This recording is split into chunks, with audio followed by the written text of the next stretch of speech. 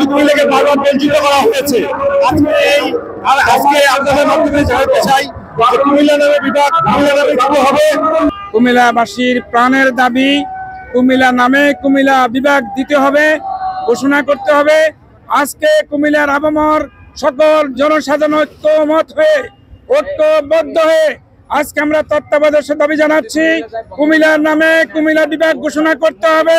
যদি কুমিল্লা যদি আলাদা যদি বিভাগ হয় তাহলে ফেনী অবশ্যই কুমিল্লার সাথে আসবে না। নোয়াখালী বিভাগ হওয়ার মতো আসলে ওইরকম কোনো যোগ্যতা এখন অর্জন করে নাই।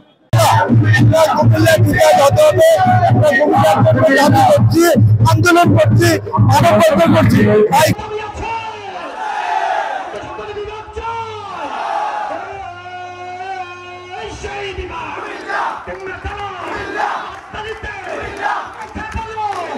সবাই বলো